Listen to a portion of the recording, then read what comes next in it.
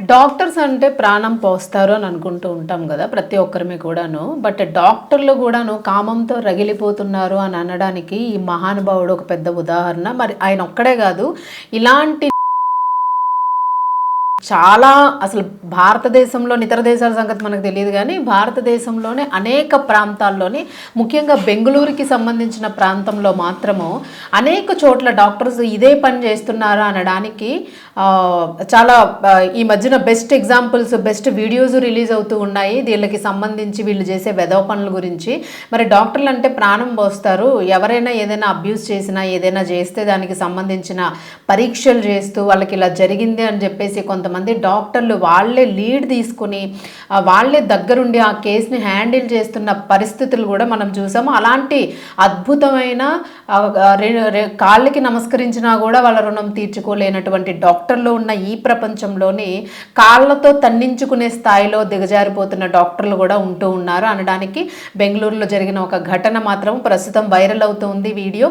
మరి దీనికి సంబంధించి బెంగళూరు శివార్లలోని అనేకల్ అనే ప్రాంతం నుండి లైంగిక వేధింపులకి గురైన ఒక మహిళ, 34 సంవత్సరాల ఒక మహిళ ప్లాస్మా మెడనోస్టిక్స్ అనే స్కాన్కి సంబంధించి, రేడియాలజీ స్కాన్కి సంబంధించి అక్కడ డాక్టర్ నుంచి కూడా, నా రేడియాలజిస్ట్ డాక్టర్ ఎవరైతే ఉంటారో మరి అతని నుంచి కూడా ఆమె లైంగికంగా వేధింపులకి గురయ్యానంటూ కూడా ఒక వీడియోని రిలీజ్ చేయడం జరిగింది. నిజంగా ఇలాంటివి చూసినప్పుడు అంటే ఏ రకంగా తిట్టినా, ఎన్ని రకాలుగా ఏం చేసినా కూడా మార్పు అయితే రావడం లేదు అన్నది అర్థమవుతుంది.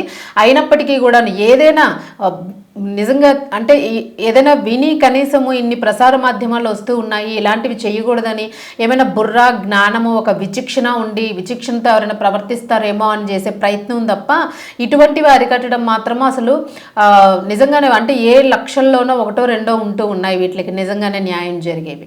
మరి ఈ డాక్టర్ అయితే మాత్రము ఆ స్త్రీ మహిళ, పెళ్ళైన మహిళ, తనకేదో స్టమక్లో పెయిన్ వస్తూ ఉంది, విపరీతమైన పెయిన్ ఉంటే ఆవిడకి స్కాన్ రాశారు. సో రేడియాలజిస్ట్కి స్కాన్ తీయించుకోవడానికి వెళ్ళిన తర్వాత కామన్గా తెలిసిందే డాక్టర్, రేడియాలజిస్ట్ అంటే దానికి ఒక జెల్ పోస్తారు మెషిన్తోనే, అంత స్కాన్ చేసి ఆ స్కాన్ పిక్చర్ వచ్చిన తర్వాత ఇస్తారు. మరి ఈ డాక్టర్ మరి ఎంత కామంతో రగిలిపోయాడో ఈ డాక్టర్ తెలియదు కానీ ఆయన మాత్రము మరి ఎంతమంది పేషెంట్స్కి చేశాడో ఇలా తెలియదు.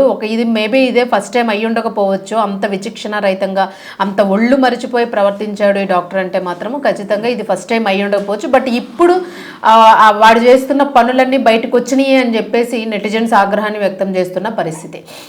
అంటే మరి డాక్టర్ కదా, అసలు వాడు వీడు అని అలా ప్రొనౌన్స్ చేయకూడదు అని అంటే మరి ఎలాంటి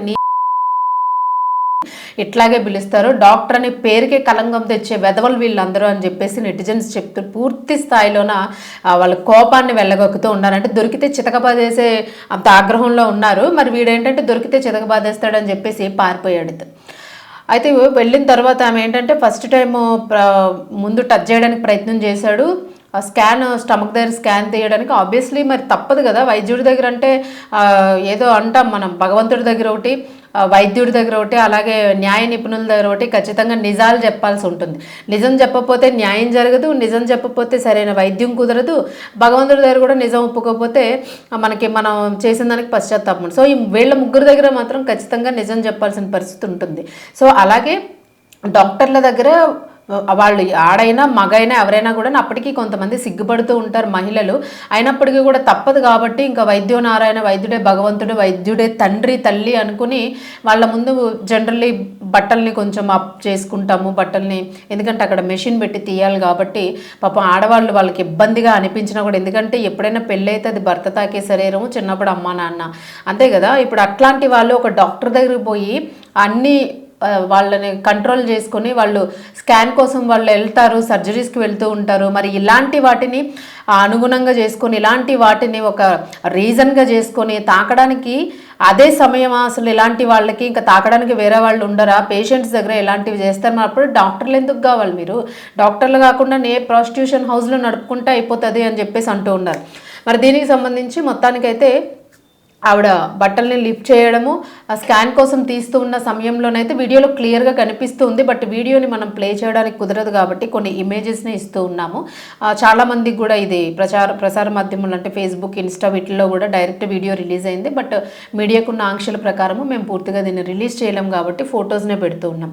అక్కడ తెలుస్తుంది ఆయన నోటిలో చేయి పెట్టుకోవడము, తడి చేసుకోవడము, ఆవిడని తాకడము, అంటే మెషిన్ వాడాలి బట్ ఆయన మళ్ళీ వేరే హ్యాండ్ని యూజ్ చేస్తూ కూడా ఆమె మీద సెక్సువల్ అబ్యూస్ చేశాడు అనేది క్లియర్ కట్గా ఇక్కడ అర్థమైపోతుంది. అలాగే అతగాడి ఎక్స్ప్రెషన్స్ కూడా క్లియర్గా క్యాప్చర్ అవుతూ ఉన్నాయి అక్కడ. సో ఇలాంటి వెధవలు ఉన్న ప్రపంచంలోన ఇంకా ఆడవాళ్ళు కనీసం మెడికల్ ట్రీట్మెంట్ తీసుకోవడానికి, మెడికల్ చెకప్స్ చేసుకోవడానికి కూడా వెళ్ళలేనంత దుస్థితి దాపరించింది అని అంటే మాత్రం మరి ఇట్లాంటి వాళ్ళకి అసలు ఎందుకు శిక్షలు వేయరు?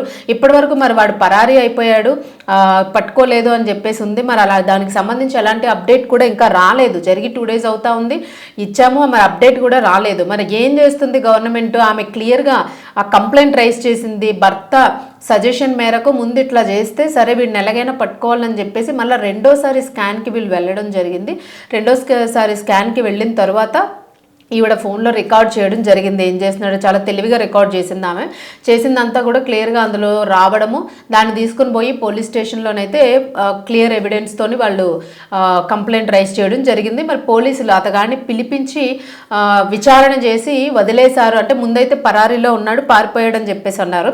తర్వాత మళ్ళీ పోలీసులు ఎంక్వైరీ చేసుకొని పిలిపించి విచారణ చేశారు. చేసిన నేపథ్యంలో విచారణ చేసేసి ఏవో క్వశ్చన్స్ అడిగేసి వదిలేశారు అని చెప్పేసి మనకున్న అప్డేట్. మరి ఎందుకు ఇలాంటి వాళ్ళ మీద చర్యలు తీసుకోరు? అంటే డాక్టర్ అయితే వాడు ఏదో చెప్పేస్తాడు, నమ్మేస్తారు. నేను అలా చేయలేదు, నేను చేసింది వేరే, ఈమె అట్లా అర్థం చేసుకుంది అని. బట్ వాళ్ళ దగ్గర క్లియర్ ఎవిడెన్స్ క్లియర్గా కనిపిస్తుంది. మనం చూసినా కూడా మనకి క్లియర్గా అర్థమవుతుంది అక్కడ సెక్సువల్ అబ్యూస్ చేస్తున్నాడు అని చెప్పేసి. మరి ఇంత జరుగుతున్నా కూడా మరి ఎందుకు పట్టించుకోవడం లేదు? ఇలాంటి వాళ్ళని పెంచి పోషిస్తున్న వాళ్ళకి అసలు నిజంగానే బుద్ధి జ్ఞానం లేదు అని అనుకోవాలి. అని ప్రస్తుతానికి అయితే మాత్రం నెటిజన్స్ నిప్పులు కురిపిస్తూ ఉన్నారు. ఇలాంటివి రోజు రోజుకి పెరుగుతూ ఉన్నాయి. అదే ఆవిడ పెళ్ళైన ఆవిడ మరి ఏ వయసులో ఉన్న అమ్మాయి ఏ చిన్నపిల్లను తీసుకెళ్తే ఇట్లాంటి వాళ్ళే కదా ఇలాంటి అబ్యూజులు చేసేది అని చెప్పేసి అయితే మాత్రం పూర్తి స్థాయిలో ఆగ్రహం వ్యక్తం అవుతుంది. మరి ఖచ్చితంగాను ఇలాంటి వాళ్ళకి బెంగళూరులో గతంలో సురేష్ కుమార్ అనే ఒక డాక్టర్, ఆయన కూడా ఇట్లానే చేశారు, డెర్మటాలజిస్ట్కి సంబంధించిన డాక్టర్. అట్లా కొంతమంది ఉన్నారు, చాలామంది బెంగళూరు కేసెస్లో చాలా కేసెస్ అయితే ఇట్లాంటివి కనిపిస్తూ ఉన్నాయి. అంటే రీసెంట్గా బెంగళూరులోని ఎక్కువ ఇవి కనిపిస్తూ ఉన్నాయి. బెంగళూరుని మనం బ్లేమ్ చేయడం కాదు, ఆ ఏరియాలోనే ఎక్కువగా ఇవి కనిపిస్తూ ఉన్నాయి. సో దయచేసి డాక్టర్లు మీ దగ్గరికి వైద్యం కోసం వస్తారు. మీకు ఏదైనా కామవాంఛ ఉంటే వేరే రకంగా తీర్చుకోండి, అది మీ పర్సనల్. బట్ ఏంటంటే వచ్చిన పేషెంట్లు చాలా నమ్మకంతో వస్తారు. దయచేసి మీకు చేతులెత్తి మొక్కుతూ ఉన్నారు, వాళ్ళకి వైద్యం ఇవ్వండి చాలు. వాళ్ళని దయచేసి మీరు డిస్టర్బ్ చేయకుండా మీరు సరైన వైద్యం ఇవ్వగలిగితే డాక్టర్ వృత్తికి మీ వల్ల మిగిలిన డాక్టర్లందరికీ కూడాను ఇది పెద్ద మచ్చగా తయారవుతూ ఉంది. అందరి మీద కూడా ఒక్కడు చేసిన వెధవ పనికి మిగిలిన వాళ్ళందరి మీద కూడా ఒక బ్యాడ్ ఇంప్రెషన్ పడిపోతుంది. అమ్మో డాక్టర్ దగ్గరికి వెళ్తే ఇలా టచ్ చేస్తారా, ఇట్లా చేస్తారా, ఏ అనస్థీషియా ఇచ్చి మనల్ని ఏమైనా చేసేస్తే ఏంటి అన్న భయం వాళ్ళల్లో ఉంటూ ఉంది. అలా వ్యక్తం చేస్తూ ఉన్నారు వాళ్ళు. మరి దయచేసి డాక్టర్లు మేల్కొని ఇలాంటి వారికి శిక్షలు పడేలాగంటే మీ మీదే మచ్చబడుతుంది కాబట్టి అట్లీస్ట్ మీరైనా ఒక కేసు ఫైల్ చేయించి ఇలాంటి వాళ్ళకి శిక్ష పడేలాగా వాళ్ళ లైసెన్స్ రద్దయ్యేలాగా చేయమని చెప్పేసి వీళ్ళు రిక్వెస్ట్ చేస్తున్న పరిస్థితి అయితే ఇక్కడ చూస్తూ ఉన్నాం. సో చూద్దాం, మరి దీనికి సంబంధించి ఇప్పటివరకు అప్డేట్ లేదు. మరి ఏమైనా అప్డేట్ వస్తే ఖచ్చితంగా ఇచ్చే ప్రయత్నం అయితే చేస్తాం.